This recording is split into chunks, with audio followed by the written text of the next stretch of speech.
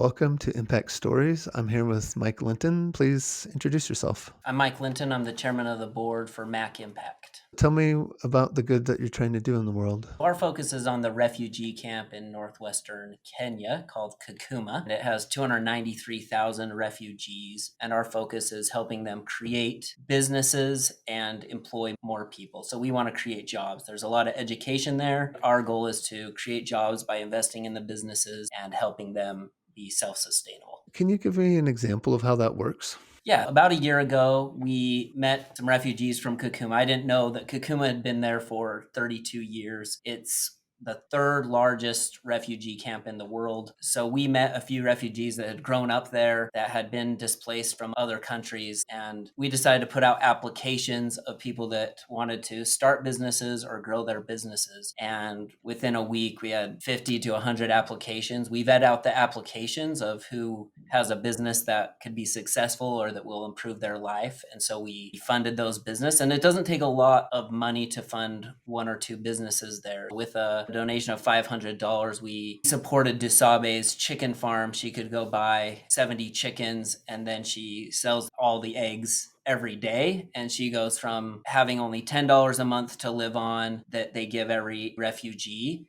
to being able to make $50 or $100 a month. So that is then sustainable. She can grow her chicken farm. She can support her daughter. Those are the type of impact that we're making. Tell me about the moment in your career when you decided you wanted to shift towards making a difference. Oh, I think we always start our careers thinking, hey, I want to make a difference. I've always wanted to know, how can I make a difference? I had an experience a year and a half ago when I met some refugees that were from the Kukuma refugee camp. They told me, this is how our situation is. We live off $10 a month. There's not enough food. We have a lot of education. There's a lot of certificates we can get, a lot of programs, but there's no jobs that we can have. And I just look at how fortunate we are to live, and I compared that to what was being described to me by these people, and it just touched my heart. And I said, hey, I'm gonna do what I can to make a difference. I got with another business executive and said, hey, what can we do to make an impact? And he had started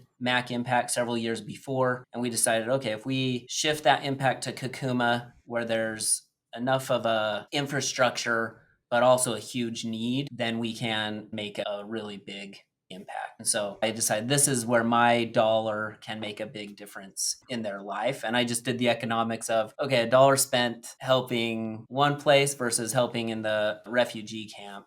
It just seemed like it went farther and made bigger impact. Help me understand, too, the unique challenges of a refugee camp and this refugee camp in particular. Yeah, just to describe it, about 100 new people come into the reception centers every day in Kukuma, and they've been forcibly displaced, meaning it's not safe in their country. There's war. They've seen horrific things already, and they're coming in as children, as families. They come into the refugee camp to seek refuge. They are put in a reception center that is overcrowded. They live in tents or in huge warehouse buildings separated by plastic walls that are in really bad condition. And so then after they spend 3 to 9 months in the reception center, they are placed in a plot of land that has a tent and or a steel wall with trees. You see them cooking over coal. They are given a distribution of food at the beginning of the month. It usually lasts a couple weeks. They don't have enough food. They don't have clean living conditions on their dirt floors. I just went there 2 weeks ago, and I saw an Adobe bed that just had some magazines or some paper on them. What are those for? They're to act as a mattress. And it just hit me like, I have no idea how they're living or how difficult it is. And they go and fetch water every day from what the UN brings. The UN is providing for them, and the UN gets their donations to provide the food and the shelter. The interesting thing about Kukuma and the refugee camp is that there is a lot of entrepreneurship, a lot of hope. They've come from places where they have skills, where they've lived a life as professionals or doing other things. And so they have this desire, and we've seen that when they've been given a little bit of capital, they make the most of it. They turn that into a sustainable business. One of the shocking things to me going there was to see that there is a makeshift economy and they are figuring out how to do services for each other. There's enough of economy that they can be sustained, but they get a lot of eggs and other supplies from outside of the camp. And so when we help Dusabe start a chicken farm, I kept asking, well, if you had another 100 chickens, could you sell them all? And she'd say, yes. Could you sell all the eggs? Yes. If you had 1,000 chickens, could you sell all the eggs? Yes. I finally say, how is that possible? Because I think of it different. There's not enough demand for certain things here. She says, well, all of our eggs right now are coming from hundreds of kilometers away. I know I could sell these as long as I had the chickens and the capacity. There's a lot of impact that we can have through sharing and giving grants and giving very low interest loans to these refugees that have businesses. Maybe explain how it works in really simple terms. Maak Impact is given, and I even give my donation to Maak Impact. I earmark it towards Dusabe's chicken farm. Then we have a director who's a refugee in the Kukuma refugee camp. He runs a business. We give him the money and then he gives it directly to Dusabe. She goes and buys the chicken fence and she buys the chicken coop, and then she goes and buys the chickens, and then she reports all of her finances back to Maak Impact, our director, and then we go and get the loan repayment every couple weeks. So it is the loan they repay, no interest, low interest, or how's that structured? We've done all three ways. We've given grants and those have worked well. And then we said it's better for them if we give no interest loans. So up to this point, it's just been grant and a no interest loan. And then because of all the loan repayments, like 97% are coming back, we want to have a small interest, very low interest rate to then fund other entrepreneurs that are there. The funds that you were deploying, where are they coming from right now? We have a few business owners that have decided that, hey, this is where I want to put my funding. And so if this resonates with them, if they are interested in helping the refugees, here's a way that they can directly impact the refugees. So we have a few donors that we've gotten money from. What's your vision for Mac Impact and what it can do? So we've created a school called the Entrepreneurship Tech Center.